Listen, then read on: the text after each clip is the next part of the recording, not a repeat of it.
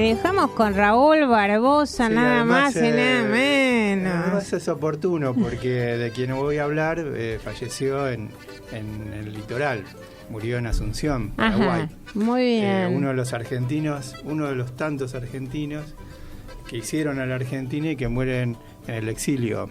Sarmiento murió en Asunción del Paraguay. Y Sarmiento, no voy a contar novedades de Sarmiento, porque Sarmiento se una figura muy polémica. Claro, muchas, pero sí creo que hay aspectos desconocidos, por lo menos para mí. Y voy a contar una anécdota. Hace muy poquito en mi aula del Mariano Acosta, una maestra que se está formando, peruana, me dijo, ¿usted sabe cómo se festeja el Día del Maestro en Perú? Le digo, no, ni idea. Me dice, bueno, el Día del Maestro en Perú, le voy a decir, es el día 6 de julio. Ajá. ¿Por qué es el 6 de julio? Porque es el día en que San Martín fundó la escuela normal en Perú. Dije, bueno, acá hay un tema. Le digo, porque San Martín fundando escuelas normales. Sí, dice, efectivamente el inicio de la educación pública en Perú lo marca San Martín. Yo dije, bueno, a ver, ¿qué relación tenemos con nuestro amigo Sarmiento? Me puse a investigar y efectivamente San Martín, cuando ejerció el protectorado, antes de la entrevista con Bolívar, fundó la escuela normal y fundó un sistema de escuelas públicas en Lima, en Perú. Y da su opinión acerca de la importancia de la educación para marcar la independencia de los españoles. Adentrándome un poco más, me di cuenta de que San Martín y Bolívar eran amigos de Lancaster. Y Lancaster, a su vez, tenían a su propio enviado acá en el Río de la Plata, era Diego Thompson, que fue a Lima, a Perú, junto con Monteagudo, y llevaron el tema de lo que se llama la educación mutua, que era el sistema lancasteriano. De ahí viene la cuestión con Sarmiento, un aspecto que para mí era desconocido, toda la historia de San Martín como educador, San Martín educador, y Sarmiento educador, que justamente una de las cuestiones tiene que ver con que Sarmiento es el impulsor de la enseñanza simultánea, la que conocemos ahora, un maestro y muchos alumnos. Sí. La enseñanza mutua eran monitores, alumnos que enseñaban a otros alumnos. Por un sistema bastante complicado de explicar ahora, pero que la verdad que me muestra, digamos, una faceta de Sarmiento, que Sarmiento, mejor dicho, oscurecía esta otra faceta de San Martín, que también en su gobernación de Cuyo, ya partiendo hacia el Ejército de los Andes, deja las instrucciones a quien lo siguió en la gobernación, Godoy Cruz, para que pueda seguir creando escuelas. Así que es un primer aspecto, digamos, del Sarmiento gigantesco, que a veces oscurece a este San Martín, educador, que justamente en Perú se celebra el Día del Maestro, el día que San Martín crea la escuela normal en Lima. El otro aspecto interesante, digamos, y para mí poco difundido de Sarmiento, es que Sarmiento, cuando piensa la educación argentina, piensa desde el financiamiento. O sea, piensa crear una escuela para formar maestros y piensa para dotar a las provincias de fondos, de recursos, para que impulsen sus sistemas educativos.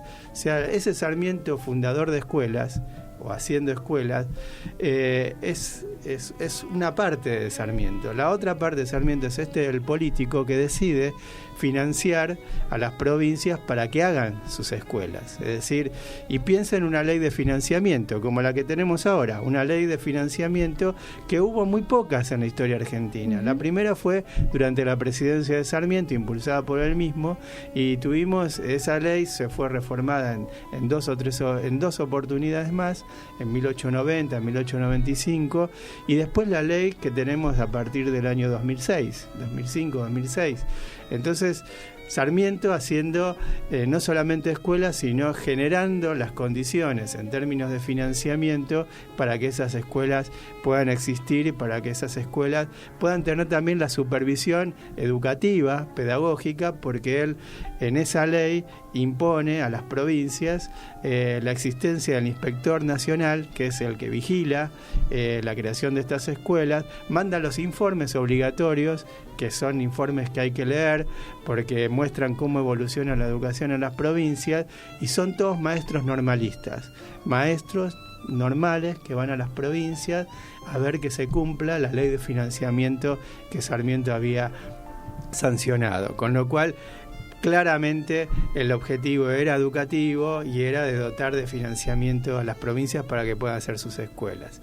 Y la tercera cuestión de Sarmiento, poco difundido, digamos, es lo que dice la ley de la provincia de Buenos Aires, sancionada en 1875, que además es una ley en donde Sarmiento interviene directamente en su redacción, y a partir de la cual Sarmiento es el primer director de escuelas, presidente del Consejo General de Educación de la provincia de Buenos Aires.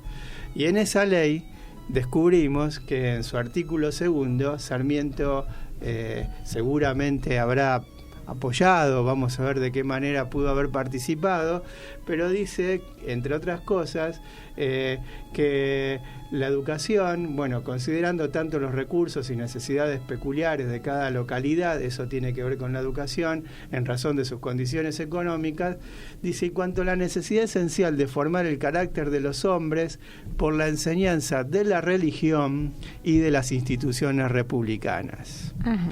Es decir, que Sarmiento no se oponía frontalmente a la educación religiosa, sino que queda plasmado en el texto de esta primera ley, que es el antecedente de la ley 1420 de 1884, esta es de 1875, 9 años antes, en la provincia de Buenos Aires, donde se consagra parte de la educación a la educación religiosa y completa. Es entendido que el Consejo General, que era el órgano rector, está obligado a respetar en la organización de la enseñanza religiosa las creencias de los padres de familia, aquellos que son ajenos a la comunión católica. Ajá. Es decir, cuando piensa Sarmiento en la religión, piensa en todas las religiones, piensa en lo que tenemos como país, ¿no? Un gran pluralismo en ese aspecto, una gran riqueza, yo creo, en ese sentido, y que Sarmiento la entiende incorporándola también a lo que es la educación como una parte esencial de la educación. Algo como para polemizar, como para abrir, y yo creo que como para actualizar, como polémica alrededor de este Sarmiento que supuestamente era líder del laicismo y sin embargo en esta ley nos demuestra que tenía esta apertura, digamos, a un aspecto de la formación que yo creo que vale la pena siempre actualizar el debate y ver cómo se fue formando la escuela argentina, qué ventajas tuvo el hecho de que la religión quede excluida, digamos, de la enseñanza, pero también de qué otro aspecto, digamos, nos privamos en términos de esa exclusión, más allá de los aciertos y desaciertos de las políticas cuando mal la incluyeron y generando muchos problemas a nivel de las instituciones, como de segregación y de estigmatización.